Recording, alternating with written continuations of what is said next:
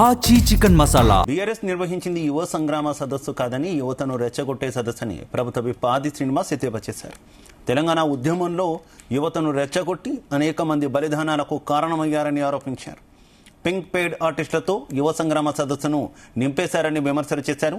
Rahul Gandhi, Revanth Reddy endrin తాగి చావాలని, ఎమ్మెల్యేలను కొట్టి చంపాలని మాట్లాడడంపై మండిపడ్డారు.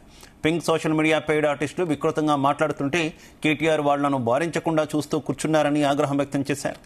కేటీఆర్ మనస్తత్వం ఏమిటో దీన్ని చూసి అర్థం చేసుకోవచ్చని ఆది శ్రీనివాస్ తెలిపారు. యువ సంగ్రామ సభ కాదు, యువ సంగ్రామ సదస్సు కాదు, యువకులను యువతను రెచ్చగొట్టే సదస్సు.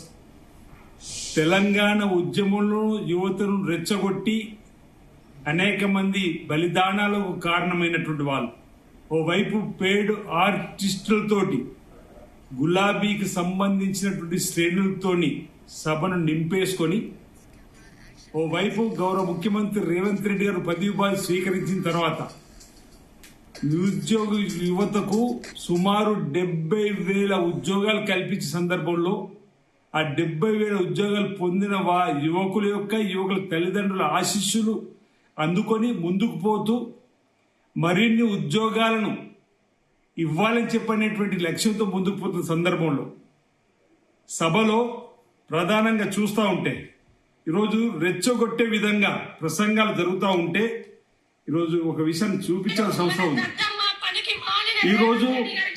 ఈరోజు వీరు ఈ విధంగా ఉన్మాదంగా రెచ్చగొట్టే విధంగా ఓవైపు రేవంత్ రెడ్డి గారిని, రాహుల్ గాంధీ గారిని ఎండ్రిన్ తాగి చాగుమని చెప్పేటువంటి స్పీచ్లు, ఎమ్మెల్యేలను ఇతరత్ర వారిపైన దాడులు జరపాలని చెప్పని స్పీచ్లు ఇస్తున్నటువంటి సందర్భంలో అదే వేదిక పైనటువంటి కేటీఆర్ వారించవలసింది పోయి ఈరోజు ఆయనలో ఉన్నటువంటి తెరలోపల ఉన్నటువంటి మనస్తత్వాన్ని, ఈరోజు విష సంస్కృతిని, విష బీజాన్ని నాటేటువంటి ప్రయత్నం చేసేటువంటి సందర్భాన్ని ఏ విధంగానైనా మళ్ళీ అధికారులు రావాలని చెప్పినటువంటి ఒకే ఒక్క ఆలోచనతో ప్రయత్నం తప్ప, ఆనాడు పెట్రోల్ పోసుకొని అగ్గిపెట్టే దొరికినటువంటి వాళ్ళు మళ్ళీ అధికారం రావాలనేటువంటి ఆలోచన చేసేటువంటి ప్రయత్నాలు తప్ప ఇచ్చింది యువ సంగ్రామ.